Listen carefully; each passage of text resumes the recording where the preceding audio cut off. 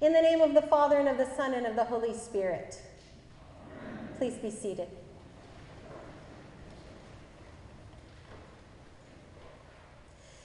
So the news story this week that was the last straw for me was the 89-year-old Holocaust survivor in Italy. Did you hear about this woman, some of you? Who was a senator for life in that country and is trying to establish an anti-hate commission, and she gets multiple death threats. I think I read somewhere 200 death threats a day, and they have to give her an armed guard. I just prayed after I read that. It was just so appalling to me that an 89-year-old Holocaust survivor would be a threat to anyone. I mean, what are people afraid of that they would want to hurt this person? Now, fear is complicated. Fear is very complicated, partly by the fact that we like it. We encourage fear. We watch scary movies, we read scary books. I was watching several television shows last night. The irony of it was beautiful. I'm watching these shows, I'm scared to death, and I'm thinking, I'm preaching on fear tomorrow. We like fear. We cultivate fear. And yet, we're also afraid of real things. We're afraid of, some people, I don't know, some people are afraid of being downtown at night. Some people are afraid when people with trench coats walk in the church. Some people are afraid, I am afraid, and I check my doors, each door, every night to make sure they're locked before I go to bed. I mean, we all have fears. Fear is contagious. That's problem number one. When one person's afraid, everybody gets afraid. When someone stays calm in a dangerous situation, then calm prevails, or at least has a better chance. But fear is more compelling, isn't it? Fear is something that we can check out, that we can find out more information about, that we can be a part of something. We catch fear. It's contagious. And it's also become normal in our society. We have normalized fear. Not just in our entertainment, fear is entertainment. That's certainly an issue. But fear is everywhere. And you know, people make money on that. Think about that for a minute. Think about how many things you buy because you're afraid. How many things do you buy to protect yourself from illness, to protect yourself from the cold, to protect yourself from people coming into your house, to protect your car, or whatever it is that you want to protect, whatever it is you're afraid of. Think of the purchases that you make around that. This is an industry that feeds on our fear, and the media feeds that, and the television shows and the things that we consume feed that. Fear has become so normal for us. But here's the other side of that coin. Fear is not always irrational. Sometimes there's something to be afraid of. And so it's not up to us to feel guilty about being afraid or bad about ourselves for being afraid. Because the world is dangerous. You know, there are so many things that happen out there that aren't predictable. We don't know who's mad. We don't know who's hating someone. We don't know who's carrying a weapon. We don't know.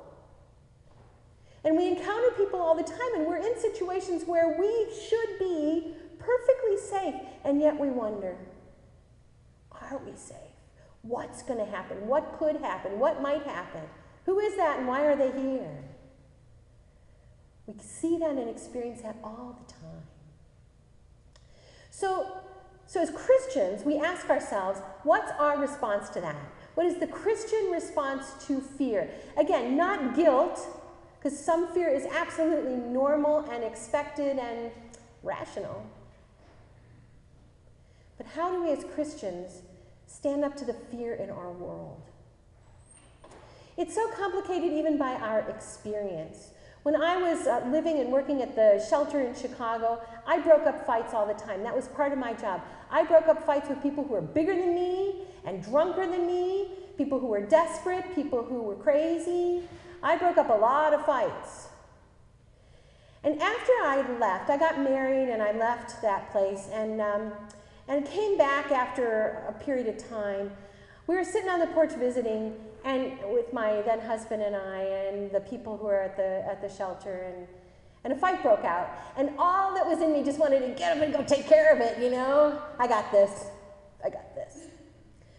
But I was pregnant, and I didn't go break up that fight because I knew that the most important thing in that moment was the baby that I was carrying. You know, other people could handle the fight, but only I could protect my unborn child. And I felt God bless that decision, that God expected me to take care of that baby and not do anything rash or crazy or, you know, be the hero. It's complicated. The other complication is that in all those fights that I broke up, and there were many over the years, what I found was that when I approached the situation with calm, when I approached the situation with respect and dignity, when I treated people like human beings with humility, when I realized there was a problem or a question or some concern that this person had, and he just didn't or she just didn't know how to express it in a healthy way, and I could stay calm, afraid, but calm, things usually worked out. Almost every time it worked out just fine. And I stared down knives and all kinds of crazy stuff. 3 times it did not go well for me. And each one of those times I thought I was more powerful than that person. I used power instead of love. It was my mistake because I did not handle it. And you know, sometimes you're tired, sometimes it's not a good day, sometimes you're mad. But in those situations, it was my inability to control myself that got me into trouble. When we approach fear and violence with calm and reason, most of the time, that works. So that takes us to our first reading from Job. When I was looking at the readings all week, I kept coming back to that. That was the song that played in my head all week. I know that my Redeemer lives, and I know that I will see my Redeemer on the last day, that I will see with my own eyes, in my body. Now you might expect that Job said those words when his trials and tribulations were over, when he had his new cattle and his new children, and things were even better for him than before. But that's not the case. Job said those words right in the middle of his trials, right in the middle of his suffering. Job wanted a redeemer, someone who would advocate for him. And normally that would be family. You know, our family advocates for us or avenges us. But Job's family had pretty much left at that point. They said, oh, this is your fault, and we're out of here because you're obviously not in good shape with God right now. Whatever. So Job didn't have a person. Job called on the heavens. I need a redeemer. We have Jesus as our redeemer. We have a redeemer, someone who cares about us and advocates for us. And what Jesus tells us is that we are children of God. And because we are children of God, we are cared about and loved into eternity.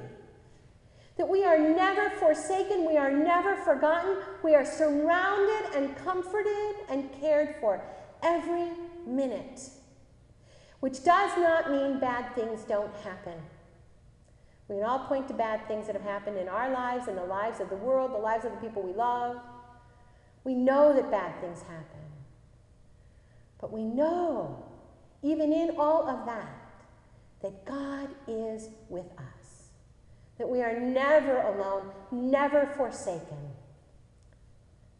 So, how does a Christian respond to fear? In light of all of that, what does it mean for us? I would say that Christians respond to fear by not ignoring fear, by not demonizing fear, by not thinking we're bad because we're afraid, but by putting fear in its place. Fear is one piece of the puzzle, one choice to make, not the only one.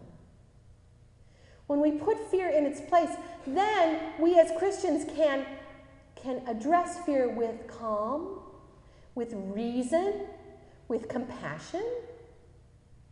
We can address fear with all the love that we are given. Because, as we've heard before, perfect love casts out fear. Now that's just great, Gayle. I'm going to hold on to that. How do you do that? How does perfect love cast out fear? How do you make that happen? Well, you practice. Faith is practice, right? Faith doesn't come in a package and we unwrap it and we've got it. It's what we practice every day. We practice love. We practice putting fear in its place. We practice being compassionate people. We practice being reasonable people. We, for example, in this church have a safety plan that we worked on several years ago that's in place, that we use, and it's working. We are calm, we are intentional, and we love.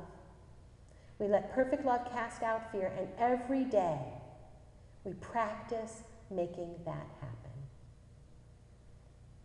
Amen.